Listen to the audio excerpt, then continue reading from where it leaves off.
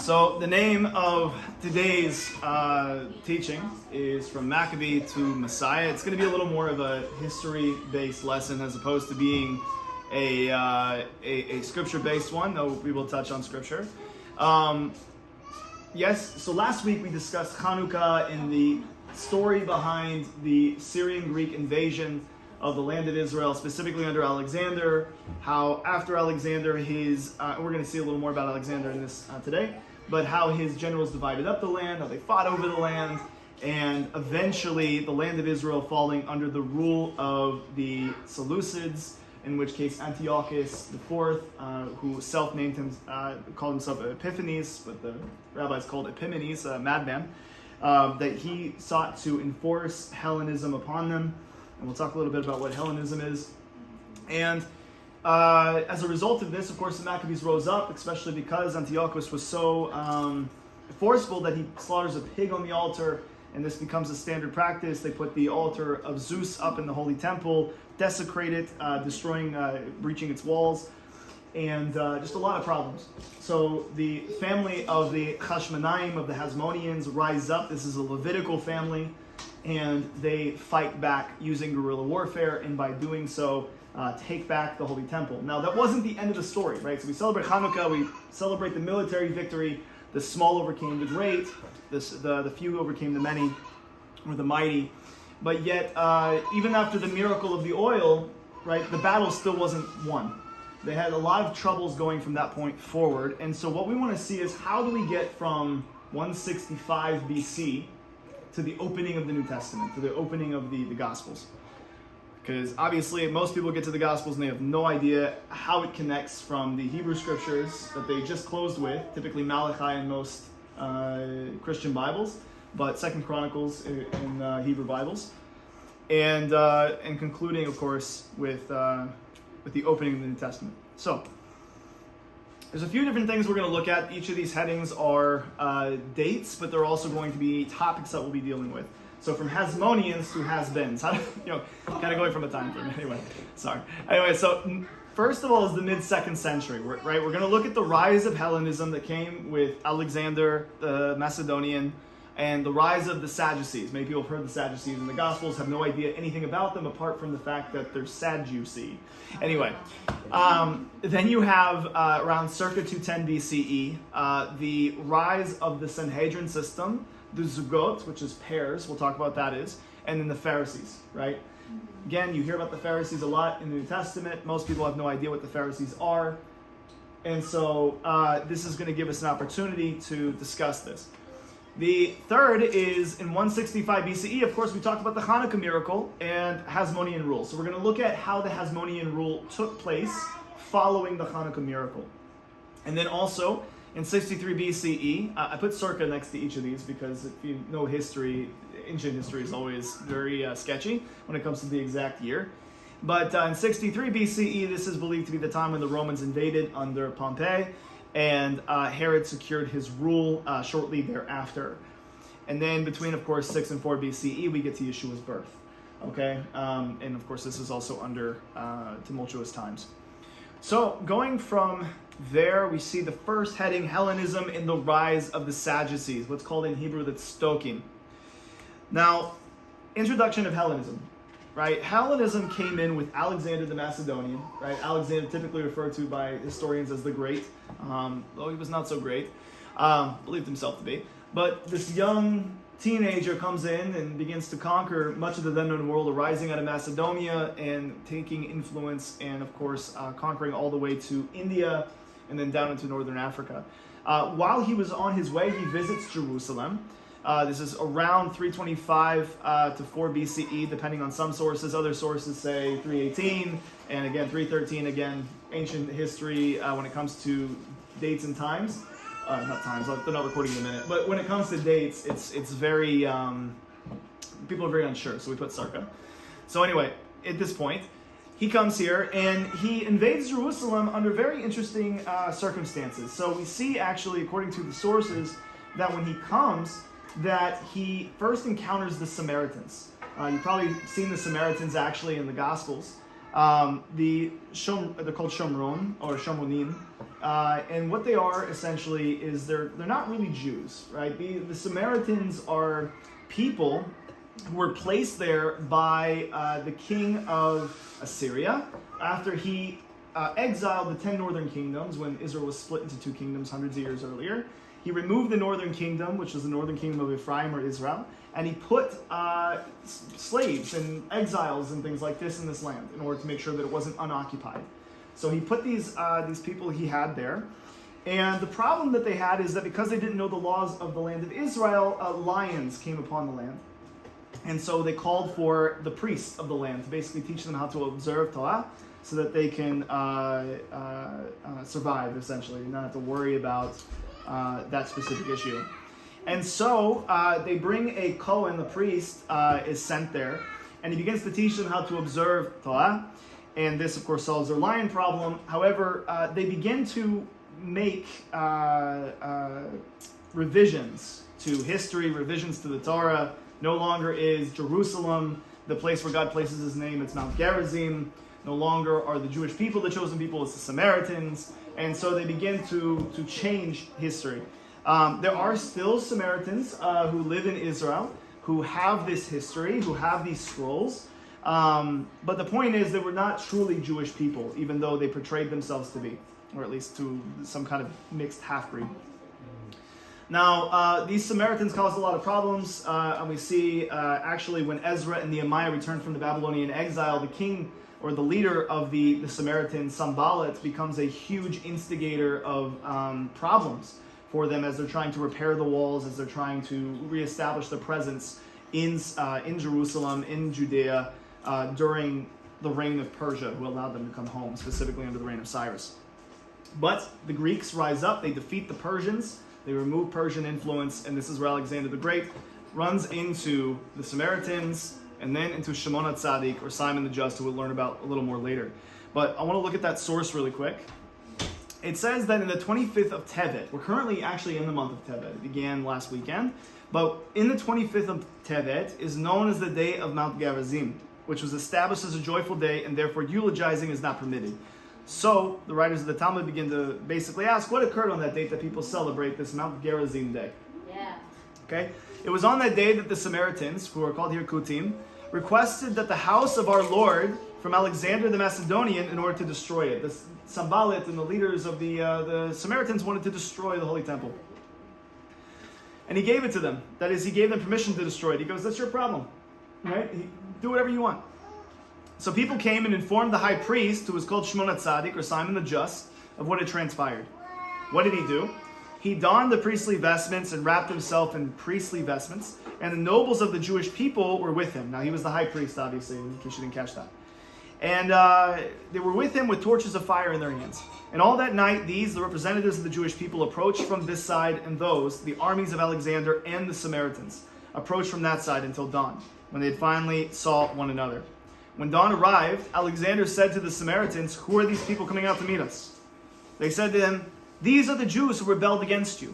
When he reached Antipatris, the sun shone and the two camps met each other. When Alexander saw Shimon HaTzadik, he descended from his chariot and he bowed before him. This Gentile king is bowing before a high priest. It's crazy. His escort said to him, should an important king such as you bow to this Jew? He said to them, I do so because the image of this man's face is victorious before me on battlefields. That is, when I fight, I see his image going before me as a sign of victory, and therefore I know that he has supreme sanctity. Matter of fact, according to Josephus' account of this, in Antiquities of the Jews, Alexander had been receiving visions from God that he was going to be successful against the Persians, which is what gave him the encouragement to continue forward. And so when he saw Shimon HaTzadik, apparently in these visions he had seen his face. And therefore he recognized him when he saw him, and that is why he fell on his face. Because even though Alexander, of course, served other gods, he was a Greek, and really, much like the Greeks of his day, they only served gods out of convenience, not necessarily because they weren't very religious in the traditional sense. He saw that there was great power in the God of the Jews. So he said to the representatives of the Jewish people, why have you come? And they said to him, is it possible that the temple, the house in which we pray for you and for your kingdom, not be destroyed? Gentiles will try to mislead you into destroying it, talking about the Samaritans. And we would remain silent and not tell you. He said to them, "Who are these people who want to destroy it?" The Jews said to him, "They are these Samaritans who stand before you." And he said to them, "If so, they are delivered into your hands to deal with them as you please." And of course, immediately, they stabbed the Samaritans in their heels and hung them from their horses' tails and continued to drag them over the thorns and thistles until they reached Mount Gerizim. And when they arrived at Mount Gerizim, where the Samaritans had their temple, they plowed it over and seeded the area with leeks, a symbol of total destruction. And this was just as they had sought to do to the Holy Temple in Jerusalem. And they made that day a festival to celebrate the salvation of the temple and the defeat of the Samaritans, of the Shomanim. So understanding this conflict between the Jews and the Samaritans is important because it comes out in the reaction that the Jewish people in Judea have whenever Yeshua begins to speak with Samaritans. Okay? So they were always a big source of problem, but here, this is the recorded account. Now, according to Josephus in Antiquities, he also adds some elements that are missing from the account in the Talmud. He states that, and by the way, Josephus lived in the 1st century. Okay, and he writes, Alexander actually went to the temple in Jerusalem, offered a sacrifice to God, so they instructed him on how to perform this. And then he was shown a passage by the high priest from the book of Daniel that says that there would be this force that rises up out of Greece and would conquer Persia and defeat them. And so when he sees this passage in Daniel and he believes it to be speaking about him, he's so impressed that he wants to, okay, we're not going to place a big, hard tax on you, but we're going to ask you that out of tribute you name your baby boys Alexander for a year to show your devotion to Greece, continue to practice your religion, no big deal. Okay? So he was super pleased with the Jewish people. He continued on in his conquest. But now, of course, Israel is a Greek province. Right? So Hellenism is defined as from the spread of influential Greek religious practices, thought, language, literature, games, social mores. Basically everything that makes one a Greek is what's conveying in their society. And what I mean by this is, of course, you have practices. When it comes to religion in Greece, again, it wasn't religious in the sense that we think of religion, right? Because if you ever read Greek religious texts, right, the gods are like something mostly to be ignored. They're not even to be trusted. They fight with one another. They lie. They deceive. They're worse than people. And so, as a matter of fact, there's some writings that believe Zeus wasn't even meant to be taken as a literal figure. And so they don't have a whole lot of enforcement of religion. So because of that, there's question, is it really idolatry if they don't even believe that their own gods are really existent, or this, that, and the other? Then there's a question of thought and philosophy, such as Plato and Aristotle, because matter of fact, Alexander was trained under Aristotle. And so you have all of these ideas. You have the language, of course, that Greek language. They loved words and they loved to listen to new ideas. And so this openness was something that they pervaded. And on top of this, we have various literature, such as not only philosophy, but also Greek plays, tragedies, and things like this. Greek games through gymnasiums, which the word gymnos from gymnasium means naked, that they would perform in the nude, which of course, as they did so, because the Greeks worshipped the human body, right? Perfect in mind, perfect in body. They sacrificed everything at the altar of the human body. They believed that to be the peak thing. That to have oneself circumcised was a desecration of the beauty of the human body. And therefore, if Jews wanted to participate in the games, they had to go through a very painful process of uncircumcising themselves. And so this was a big deal because obviously circumcision, especially from the earliest days of Abraham, was one of the sole signs of a Jewish person. Right? Now, of course, from that time, there were many other cultures that adopted circumcision for various religious or non-religious reasons. Even in our own culture, people circumcise typically for what they believe to be medical reasons, even though modern science doesn't say that there's really any tangible benefit to being circumcised. It's a sign, right? It's something we do because God told us to. It's a sign that it's a marker of Jewish identity. And so this becomes an attack on this. In addition to that, they begin to attack other aspects of their religious life because it conflicts with Greek ideals. And so all of a sudden, Greek culture comes in antithesis to Torah ideals. Now, at first, it seemed very attractive. You can keep your Torah as long as you also have some Greek. But now it's, over time, you have to kind of choose. Because they don't coexist, even though they want you to believe they do. Social mores, of course, having the human body being the peak thing, that also means that illicit relations also becomes a peak thing. They don't have any real boundaries. So this expands into Judea, which contrasted heavily, of course, as I said, with traditional Judaism.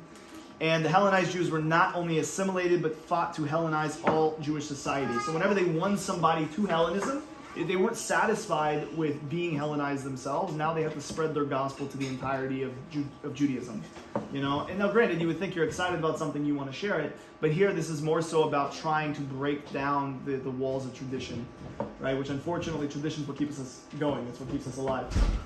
Shimon HaTzadik, as I mentioned earlier, and again we'll see him here in a moment, he was someone who was not a Sadducee, but he was one of the last of the men of the Great Assembly, which we'll look at in a moment.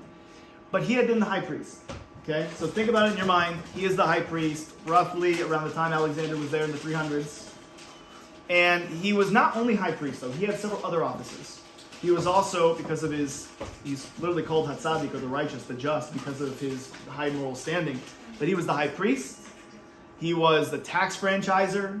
He was the president, or the Nasi of the Sanhedrin. He was the official head of the Great Court, which is referred to as the Av Beit Din, or the father of the House of Judgment, is literally how it's translated. And he died in 173 BCE. He's the last person to hold religious and secular offices simultaneously. After him, this would change. Now, his brother, Eleazar, you would assume that he would just take over everything, but he doesn't. Instead, he takes over responsibility as high priest and tax franchiser, which were more so secular ideas, because even though high priest, you would think this is a religious thing, you got to understand that the Hasmoneans specifically, there was a lot of fighting over the priesthood, right? It was more something that people were now appointed by the ruling powers. If the Greeks like somebody, they're going to put him in the position of high priest, right? If you're able to buy it out or bribe someone to get into the position, and we'll see this actually, it takes place later on in history, it's crazy. So it's more of a political position than it is a religious one. And so he's high priest, but he's also a tax franchiser. So he's responsible to answer to the ruling power, whether that be Greek or Rome, eventually. Now, due to a lack of scholarship, because he was not a sage like his brother, and because of the fact that he did not have the high moral standing that gave Shimon the name Hatzadik, the Sanhedrin, which is the Jewish religious court, which we'll talk about how they were formed in a moment, they appointed Shimon's main disciple, Antognos of Socho, as their head. Okay, so his disciple becomes the leader of the religious institution, while his brother becomes the leader of the secular institution. Right, so these four offices are now each person has two. Okay, so now during that same time, again, you're looking at during the reign of Eleazar, which is right around the turn of the 3rd century BCE to the 2nd century BCE. Ptolemy II commissioned the writing of the Septuagint. I'm sorry, that's not true. Shimon HaTzadik was 273. Yeah. So you're looking at mid 2nd century. Anyway, so Ptolemy II, he commissioned 70, which is where we get LXX, if you ever see it at the bottom of your Bible. He commissioned 70 Jewish rabbis, specifically Pharisees, not Sadducees, to write the Hebrew Bible in Greek, because he wanted it to be something that was accessible to the Greek language. Ptolemy was a very curious individual. And so he put these 70 men into different rooms, and he said, hey, I want you each to translate. And now it was by miracle that when they came together, all their translations were an exact match. Right? This is something that was incredible. However, every single one of those rabbis mourned because it symbolized the transition into exile. Right? Because now all of a sudden, the Hebrew text is now being put into the common language, which they decided was a good idea because it means that more people will be able to learn. But there's also a very terrible idea that people will move away from the Hebrew language, and now we will no longer be connected to the Holy Tongue.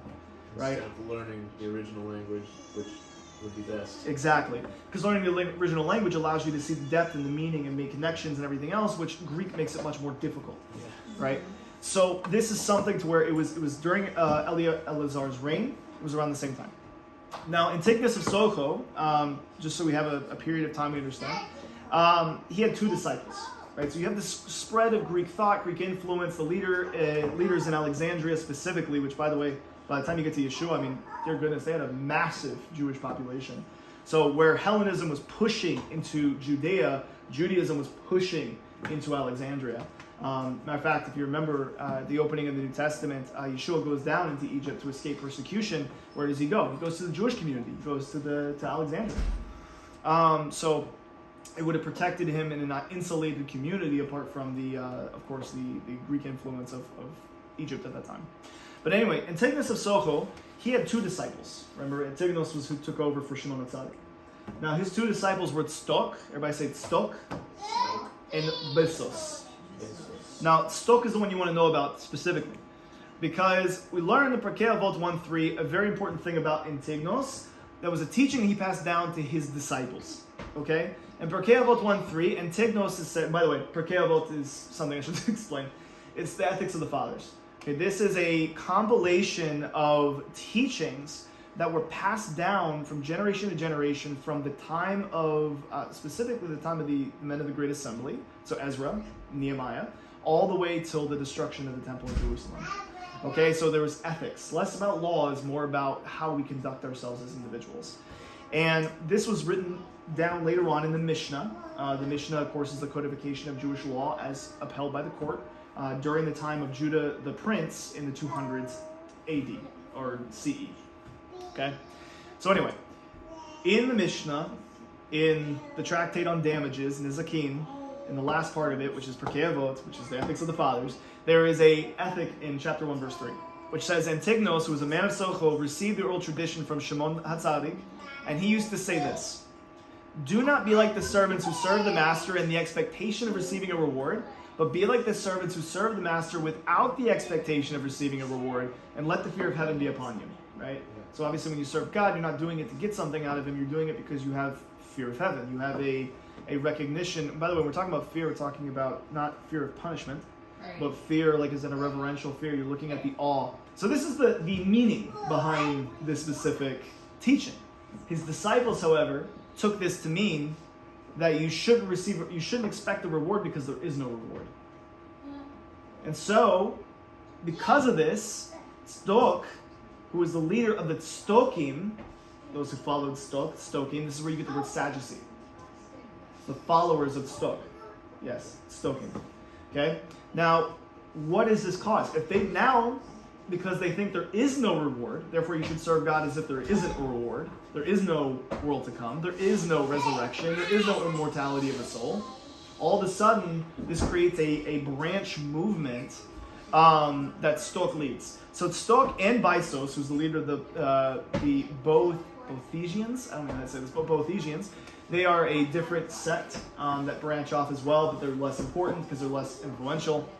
But the Sadducees here departed from traditional Judaism by now denying the authority of the oral law, right? So because in the oral law, which is where we derive from the scripture that there is a resurrection, that there is the world to come, that of course we get to the New Testament and it's like a given because there's resurrection all over the place, right? There's obviously talk about the world to come all over the place. But when we go into the New Testament, we take for granted that we're jumping into a situation in which oral tradition is a natural part of their environment. Right? Judaism is already established, and there's Judaisms, sure, there's fractions, but there's general ideas that pervade the culture. One of those is that, hey, there's an afterlife, you know? So, however, the Stokim say instead of believing the Pharisees, which we're going to talk about in a moment, that there is an oral law, there's an oral tradition that teaches us that there's an afterlife, that there's an immortality of the soul, that there's a resurrection, that there's angelic beings or anything like this. Instead, they deny all of it because there is no reward. And therefore, they reject any oral interpretation. They say, forget what the rabbis basically say. You know, we're sola scriptura. We want Bible and Bible alone. The problem with doing this is that it creates a very stale religion. Now, they were never the majority. The Sadducees were never a majority, but they, at the same time, because of the fact that they rejected Jewish tradition, they became very popular among the Hellenists and the Hellenistic Jews. Meaning, for instance, you don't have to worry about the concerns of the rabbis when you're now buying and selling from people who are out in the Greek world. You don't have to worry about literally anything now at this point. You can assimilate almost entirely as long as you pay your, tithes or offerings to the temple, and then you can live as you desire. Now, the sect would eventually dominate temple life in the first century, and they would ally with the Romans because they can, and they were very corrupt. Okay. Now, that's it. Okay. There we go. So, due to rejection of oral law, as I mentioned, they isolated themselves from the masses. They created what Rabbi Beryl Wein calls, he's a historian, he calls a frozen, inflexible, and uncaring Judaism, which eventually came to stand for foreign values and which deteriorated into empty, pompous ceremonies, temple culture, and Greek and Roman affectations. Okay, so when the temple disappeared in 70 CE, the Sadducees ultimately disappeared with it, right? Because when you lack a solid, transmittable tradition, you're never going to survive. Believe it or not, there's a lot of people within Christianity, there's a lot of people in Messianic Judaism who are anti-oral law. They hate the idea that the rabbis can know something that they don't, especially because the rabbis as a whole did not receive Yeshua or Jesus as the Messiah. The problem is that without the oral law, without the tradition of the household of Israel, our faith entirely would have disappeared. Right? Now granted, in 300 years after Yeshua, when Christians, specifically Gentile Christians, came and they stripped Yeshua of his Jewish identity and practice, they formulated their own traditions in order to be able to keep the faith alive. Which is why today we have, of course, Roman Catholicism and every off-branch that came from them in Protestant movements and everything else. All with their own made traditions in order to supplement that which they stripped from the faith of Yeshua in the first century. Now, according to the gospel accounts, this is a really important point most people miss, because everybody blames the Pharisees for everything, which is crazy. Because if you actually read the Gospels, the people who are responsible for arresting and interrogating and handing Yeshua over to the Romans for death were the Sadducees. Caiaphas, who was the high priest, and remember the priesthood, the temple, was now in the hands of the Sadducees by the first century. Which again, more political than religious, right? And so Caiaphas is in this position, doesn't want to rock the boat with Rome, so wants to have this Messiah figure killed. In addition, you have the temple guards, all Sadducees. Anybody who's actually involved with arresting and basically putting Yeshua to the death were Sadducees. Matter of fact, it was the very Tzdokim that were in the courts who said, let his blood be on our hands, right? And guess what happens? They disappear after the destruction of the temple. Anyway, we have now the Sanhedrin, the Zugot, and the Pharisees. Okay? So let's first talk about the formation of the Sanhedrin. Now, at the conclusion of the Babylonian exile, right, in the, you're looking at the 6th century, so around 520 BCE, Ezra the scribe, who we read about in our Bibles, Ezra and Nehemiah, they formed what's referred to as the Anashei Knesset HaGedula, which is the men of the Great Assembly. Okay, it's sometimes just called the Great Assembly. This is a compilation of 120 leading scholars, which include Mordechai, Joshua the high priest, mentioned in, of course, Zechariah's prophecy, Nehemiah, Simon the righteous, or Shimon HaTzadik, as we just talked about. Okay, so all these people are part of this. These are all scholars. But you also have prophets as well, such as Haggai, Zechariah, Malachi, though some are of the belief that Ezra was Malachi, but this is a title for him. Anyway.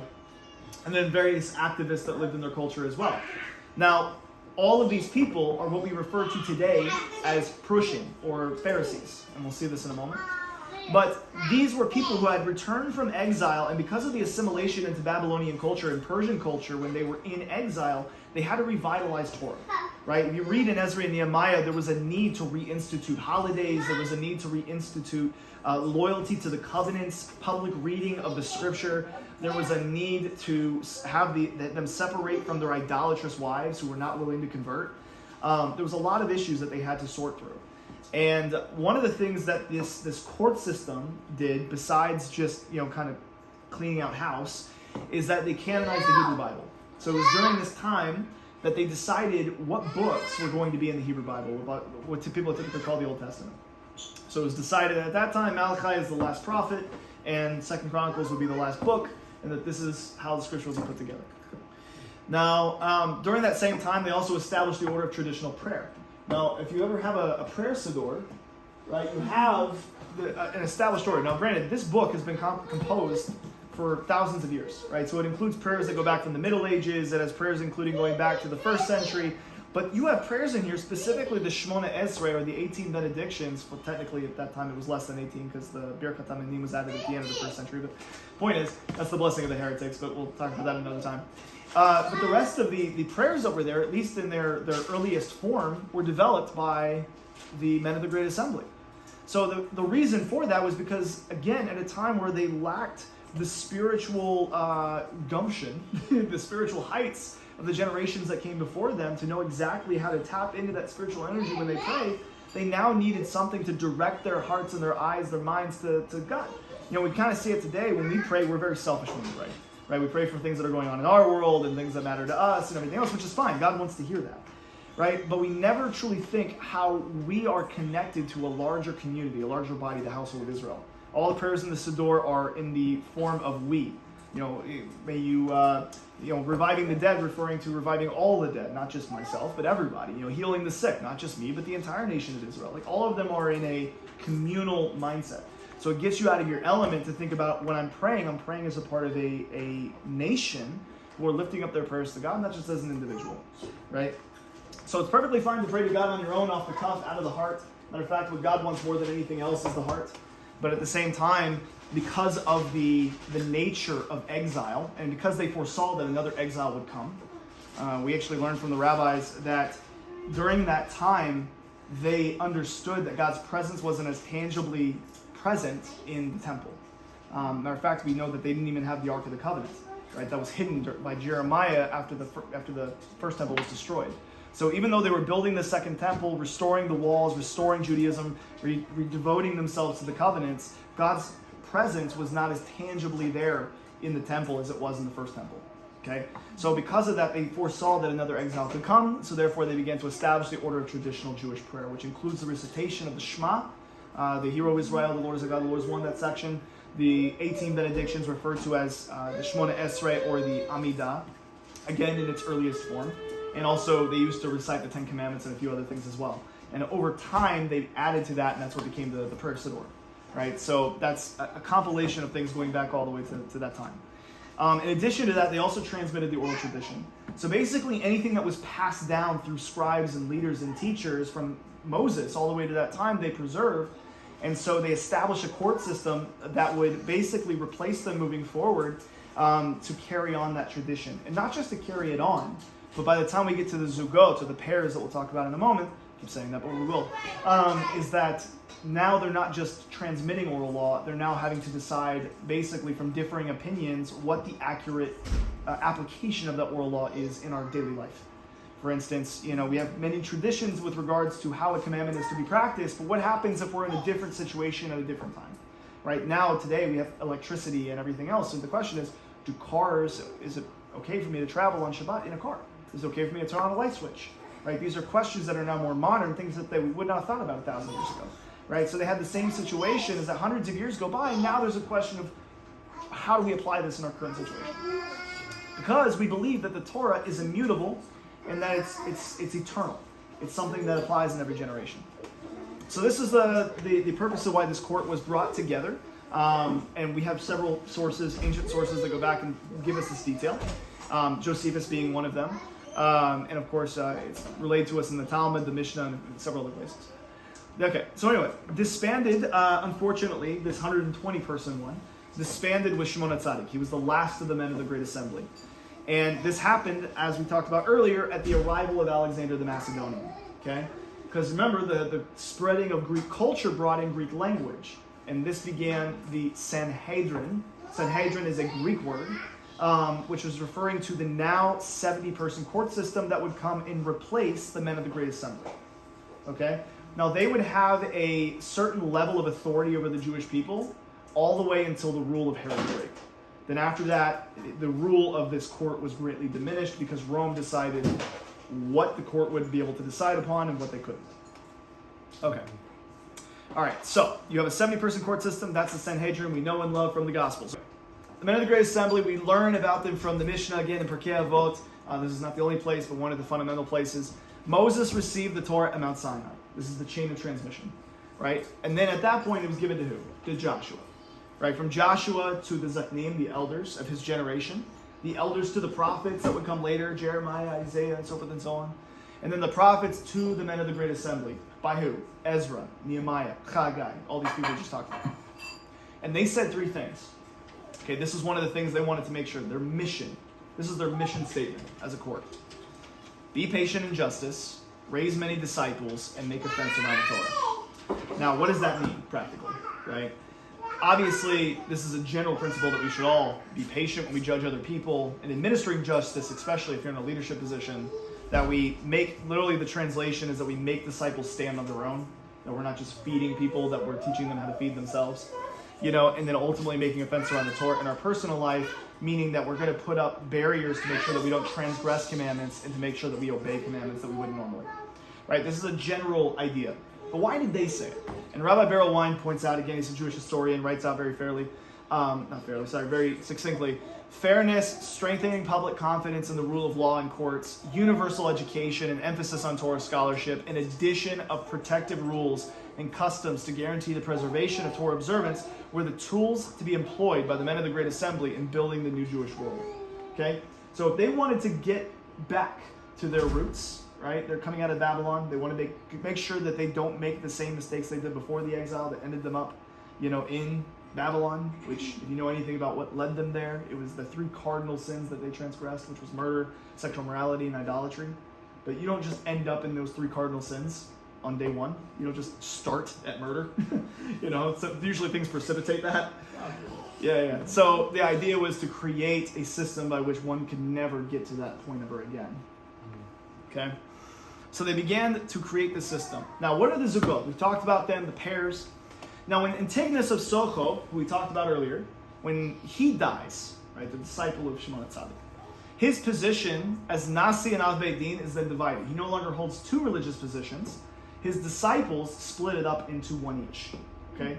Again, so we went from 1 person holding 4 to 2 people holding 2, and now we're going to where everybody's holding 1 position. Okay? And this includes the secular offices as well. The high priest and the tax collector were then shed into 2 separate positions. So you have here the 2 leading disciples of Antigonus, the first pair of rabbis, if you will, that make up the Zugot, Yossi ben Yoetzer and Yossi ben Yochanan. Now this is a really unique point in Jewish history because now you have people not just transmitting tradition and oral law, but people coming up with different halakhic or legal debates as to regards of, well, we study this here and this is the case here, so bringing up all these halakhic arguments as we kind of talked about when we went last Thursday study, where we went all through those details of how people hermeneutically break down a text. So when you hermeneutically break down that text and you want to now apply it into your situation, well, this person brings an argument, but their argument's a better argument, so it's just back and forth. Okay? It's an actual court where they're arguing law cases. Okay? Establishing precedents.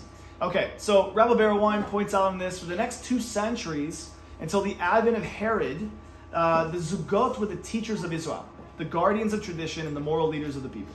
The Sanhedrin emerged now not only as the Supreme Court of Justice, but even more as the main yeshiva or religious school, academy of Judah. Each new generation of religious leadership should be drawn from the young scholars who sat at the feet of the members of the Sanhedrin. Thus, the positions of Nasi, which is prince or the leader of the Sanhedrin, and the Av Beit Din, who was kind of like the second in command, evolved from formal judicial roles to primary educational roles and ones of greater influence. Okay, so they had schools of thought and ideas that went back and forth.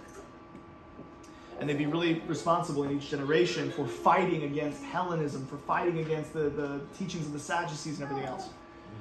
Okay, so really quick, the table of Zugot. Okay, these are the different generations. There were 5 generations of Zugot all the way to Yeshua. The first is Yossi ben Yoetzer and Yossi ben Yochanan, as we talked about. This is between 210 and 138 BCE. After them came Yehoshua ben Parachia and Nettai Ha'arbali from 138 to 83 BCE. These people are all mentioned, by the way, in Pirkei Avot. So if you go through, you can actually see what their primary teaching was that they would state that was preserved there. Yehuda ben Tabai and Shimon ben Shetach, they were from 83 to 58 BCE, right around the time that Pompey ended up invading, because that was in 63.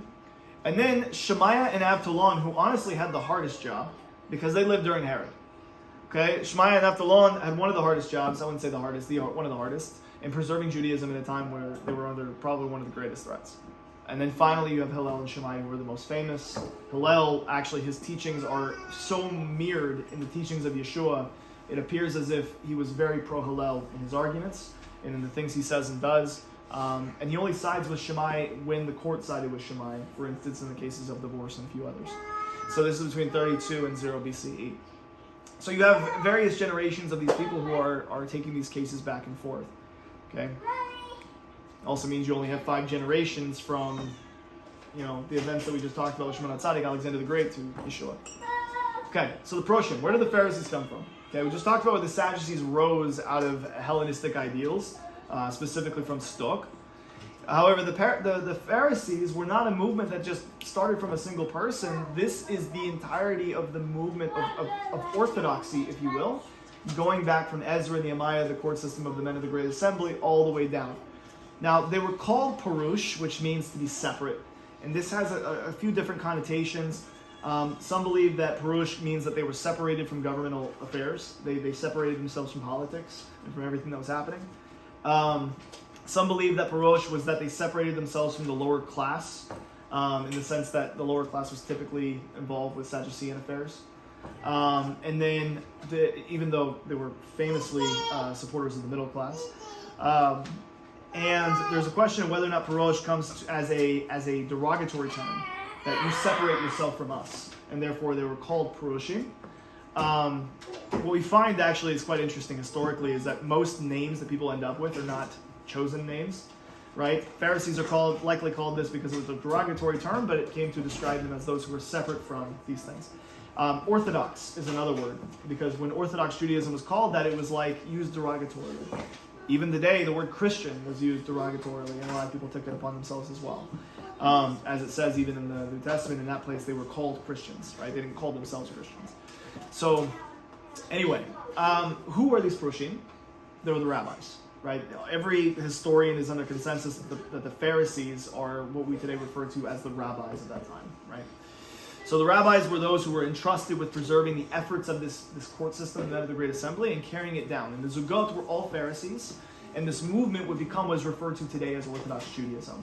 Because again, by carrying forward the tradition, they were able to preserve themselves, they were able to write down the Mishnah, which led to the Talmud, which led to basically how Jewish life has been preserved. Now the Perushim were the popular party. Well, the Sadducees were not, the Pharisees were. Specifically among those who they referred to as the Am Haaretz. This is farmers, this is merchants, this is people who are typically in the middle class. They were the people's party, right? And so the reason for this is because they genuinely cared for the affairs of people, especially in the beginning. And they were very scrupulous in their Torah observance and their love for Torah, so the people were very enamored by this call to upholding the commandments. And so, even though not everybody could be a scholar, they would fall in line much more with the Pharisees' party. In fact, the Pharisees were, they established, especially over time, schools. They established synagogues eventually, which were like mini temples where people could go, they could pray, they could study, because the synagogue is mirrored after the temple, actually. And because everybody can travel up to the temple every day, stuck in exile. And in addition to that, they also established just basically every part of normative Jewish life was controlled by Pharisees. The only thing that wasn't was the temple that was controlled by the Sadducees. So by the first century, as I said, they kind of ran the popular things that everybody would run into. Now, according to various historians, some which I like, is like Chaim Maccabee, comes out of Israel, very big historian in Jewish-Christian relations. Same with Daniel Boyarin, who's actually a rabbi who's Orthodox, but he's also a professor at the University of Berkeley over in California. And then Rabbi Harvey Falk. They wrote books that basically state that, among many others, in JSTOR articles and things like this, of course, you can find, that Yeshua and his disciples were all Pharisees, and they all worked and operated within a Pharisaic framework, which makes perfect sense, because the only other options were to be Essenes, who were the people who were out in the wilderness making up their own communities. We didn't talk about them here. The Essenes were like an offshoot of the Pharisees, who were so disgusted with the Sadducees and the temple service that they wanted no part of it. And so they were like the separators of the separators. And so they went out and made these communities where they kept to themselves. And that's actually where we get the Dead Sea Scrolls, is from the Essene communities. But in any case, Yeshua was not in the scene, though Harvey Falk makes the argument that John at least was. I think he also makes the argument that Yeshua was by extension. But any case, understanding them as like an extremist Pharisee sect makes sense. The Zealots were also a Pharisee sect that would come out later on. We read about them in the New Testament. The Zealots were those who were radically uncomfortable with the way that things were going with Rome. And so as a part of religious observance, they believed that they needed to fight back in order to bring the Messiah, in order to bring about the Messianic age. That they needed to be like the Maccabees, who rose up and fought, right? But this was not a time of fighting. And so, in any case, knowing that as a framework coming back into the New Testament is really important, because a lot of times people enter the Gospels and they don't recognize that Yeshua was a Pharisee, and that Paul was a Pharisee, that his disciples were all Pharisees, and that informs their thoughts and their actions and everything else, and that they never walked out of that framework.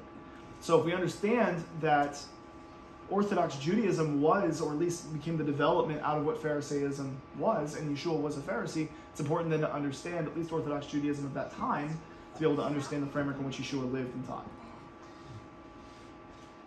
The Hasmoneans lead Judea to victory, and the boys are finally back in town. Judah's two brothers, Jonathan and Simeon, take leadership and begin a 129-year-long reign of Jewish independence and sovereignty in the land of Israel. They continue to expand the country borders and reinstate the position and authority of the high priest. 7 years into their Jewish sovereignty, John Hyrcanus I begins to mint coins of his own, a major mark of independence in the ancient world. His son, Aristobulus, who ruled for just 1 year, bestows upon himself the title of king. And 26 years after the establishment of the Jewish dynasty, the Roman Senate officially recognizes Jewish independence.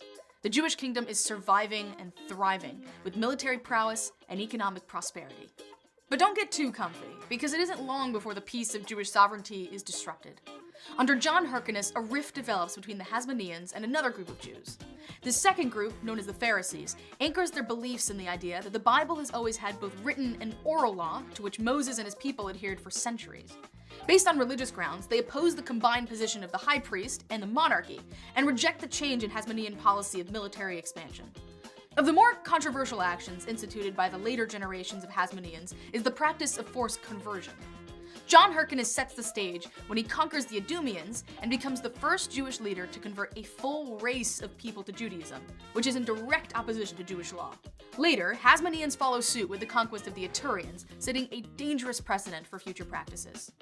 Tensions between the Pharisees and the Hasmoneans grows under the rule of John Hyrcanus' two sons, Aristobulus and Alexander Yanai, when the two Hasmonean leaders begin to adopt the practices of the Sadducees.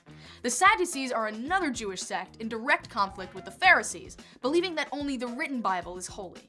They take issue with the liberal interpretations of the Pharisees' traditional Judaism that occasionally contradict their observance of the written text, and violence soon erupts among the Jewish nation.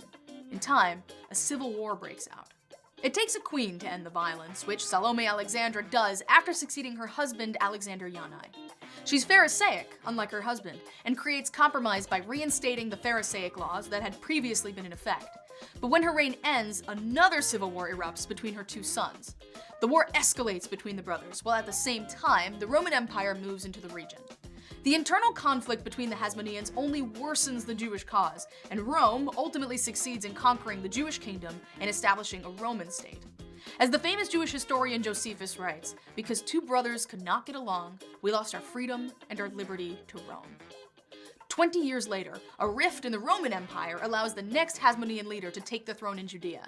Mattathias Antigonus takes advantage of the shaky political situation resulting from the deaths of Pompey and Julius Caesar to gain the support of the Parthians and restore the Hasmonean kingdom 23 years after being abolished. The Jews in the area rush to his side in a display of national support for the Hasmoneans. But all good things must come to an end, and Mattathias Antigonus cannot hold his position for long against the larger Roman forces. 3 years after his appointment, Mattathias Antigonus is defeated. After withstanding a 5-month siege, Jerusalem falls to the Roman Empire. Though the temple stands and the Jewish people remain in Jerusalem, the Romans give over full control of Judea to Herod to rule under the Roman Empire. The Hasmonean dynasty is no more. So in 63 BCE, Rome invades Jerusalem. But they didn't just walk up and knock on their door, right? The reason that they were there was because Pompey, who was at that time part of the triumvirate with Julius Caesar and with, I believe, Cassius, and that they were trying to conquer much of the then known world at that time. Rome was expanding. Now before this, Rome had recognized Judea as a nation. They recognized them as a state. But as they began to conquer Greek empires and, of course, absorb their people, because Rome was go into an area, absorb the territory, make them all Roman, make them pay tithe or taxes to Caesar, and involve themselves in pagan sacrifices and whatever. It's like you're a part of the Roman Empire, as long as you, of course, maintain order, because the Romans hated rebellions. Anyway, so at that point they come into a kind of a very difficult situation. So Pompey is doing his thing, and all of a sudden, because they see, those who are in Israel, they see what's happening, that he's conquering the Middle East. It's front page news. Pompey is making his way. They wanted to kind of jump in front of it. And so what they do is the two brothers at that time, Hyrcanus and Aristobulus, who had been Hasmoneans, were fighting over the political position of high priest. They actually invite Pompey to solve the issue between them, to try to curry favor by giving a bribe. Now, Aristobulus' bribe was higher, but when they sought to have because Hyrcanus was apparently very good with his words, he was very quiet, very compassionate. He was able to curry favor, and so there was a lot of problem there. Hyrcanus ended up taking the position. Now, walls and fortresses as a result of this, though. I mean, he goes in, he breaks down Jerusalem. I mean, it's a mess. Taxes then begin to be imposed on the people, which are only tightened by the second general that comes in after him. And at this point, obviously, they're thinking we need to fight back against this, like the Maccabees did. This is something that we need to we can't have this. And so they begin to try to fight back, and every time they do, they fail. Now, during Julius Caesar's later war against Pompey, Julius Caesar has a civil war between his generals later on in a few years later. And so he begins to go to war against Pompey's army, and he does so specifically in Alexandria. He's down there, he's trying to take Alexandria. The problem is that Pompey has a lot of allies in the Ptolemaic Empire. So he's not winning, he's losing. So Julius Caesar, looking for help, looking for guys who are for hire. And so seeing this current situation, the two people who had kind of preceded, Antipater was the son, I believe, of no, he was an Idumean, that's what it was. So Antipater was an Idumean. Remember, Hyrcanus was someone who converted the entire nation of the Idumeans to Judaism. Or, by the way, if you don't know who Idumeans are, these are the Edomites, right? These are the people who descended from the south, from Edom. Technically, the Romans did too. But in any case, the Idumeans were one of the offshoots. And so he converts all of them to Judaism, which again, you can't force conversion on people, because forced conversions don't last.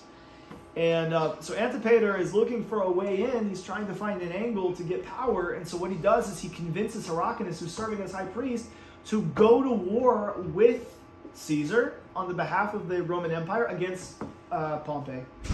And so they go and they fight, and they end up destroying Pompey's forces in Alexandria, and of course they curry favor as a result of this with Caesar. And so, before Julius Caesar, they then at that point ask him for absolute power over Judea. We want to rule this land now.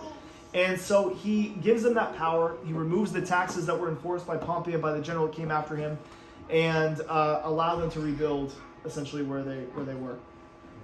Now, this doesn't last for long, because soon after, Antipater, he has a son, and his name's Herod. You may know him by the opening of the New Testament, but we see him, interestingly enough, when we open the Gospels, we see Herod at the end of his life, right? But what was Herod like at the beginning of his life, right? So Herod was someone who had a Roman education. He was someone who was very smart, but he was also a lunatic. He was a megalomaniac. He wanted power, and he knew how to manipulate to get it. Right? And he was someone who was very charismatic. People would listen to you, but he'd also cut your head off in a moment. Like, this guy was brutal. He was ruthless. He was put in charge as governor of the Galilee in 46 BCE. And he had these illusions of grandeur that he was going to be the Messiah of Israel. Just a terrible guy. Anyway, so he tries to, there was an uprising that was going to happen in the Galilee. So what does he do? He kills everybody. And of course, this invokes a reaction from the Jewish population. They want him gone. So he goes into exile multiple times until finally, in 40 BCE, he finds his way before the Roman Senate. And when he's there, he basically states his case to Mark Antony, who at this time had assumed power.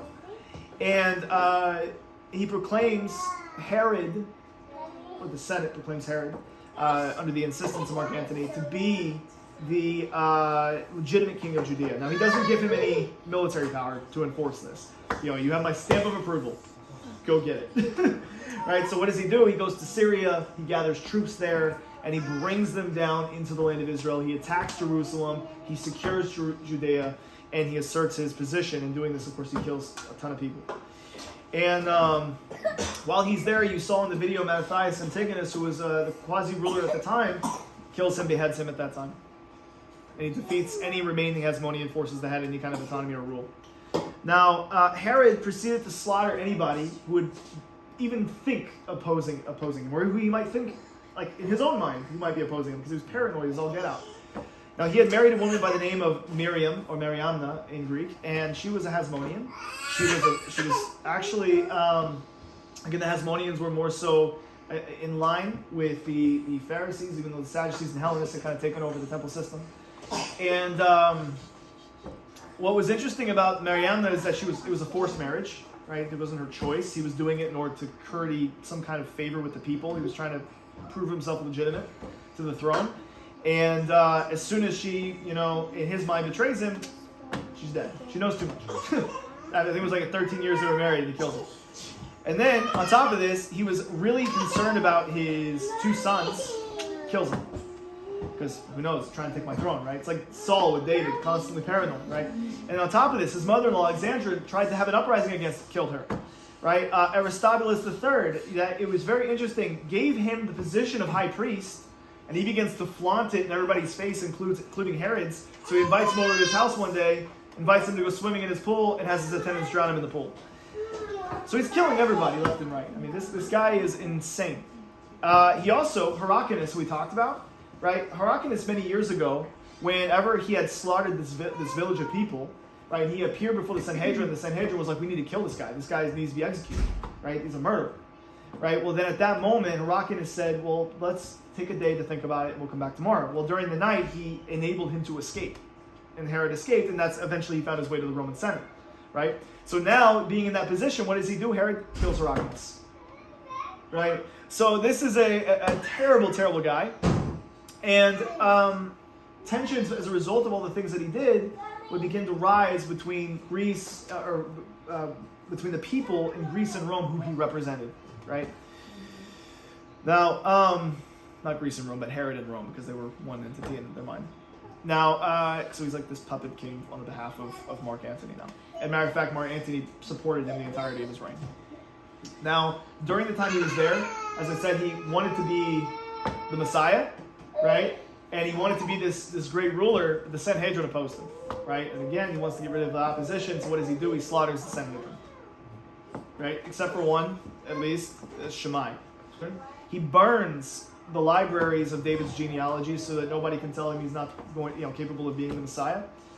And he then goes on to, of course, in this foundation of bloodshed, he decides to embark on some building projects. And so he begins to build, massive fortresses like Masada. He begins to create all of these beautiful things. He beautifies the temple in Jerusalem, just packing on beautiful materials onto it. Trying to, there's a lot of questions as to why he does these things. It's not as if like one day he's a bad guy and one day he's like, well, I want to help the Jewish people. He's trying to solidify his rule and his immortality in his building projects. Like obviously, I think that any historian looks at just the consistency of behavior. Though a person can be a man of contradictions, he was not one. But in any case, Herod was someone who he put gymnasiums in places, he built theaters, he built all these things to expand Hellenistic influence. Because he himself disdained Torah, right? So just like the Sadducees, who really had no connection to any kind of tradition, were okay with these kinds of things, ended up, furthering this. One of the things he was doing when he actually beautified the temple in order to make the people angry, actually, was that he put a Roman eagle on the temple, and this caused a big revolt as well, which he, of course, stopped. Now, when we open the Gospels, we already come into the situation where Herod has been this terrible leader up to this point. Like, all this has already happened, right? So now you've got to imagine the people's perspective of Herod, and here the Maglashim, the Magi, appear before Herod, right, looking for Yeshua. And he's thinking that's not okay. This is someone else that's threatening my rule, right? Kills everybody in Bethlehem. That's under the age of 2, right? Every baby boy. But he died in 4 BC, right? So that he died, and Yeshua was born somewhere between 6 and 4 BCE. That's where we get open to the Gospels, traveling, of course, now 500 years from the men of the Great Assembly, at least 200 years from the time of the Maccabees, 160, I guess. Looking at the introduction going from Babylon to Persia to Greece to Rome, all within that span of time. And so anyway, that's from Maccabees to Messiah. Do you guys have any questions?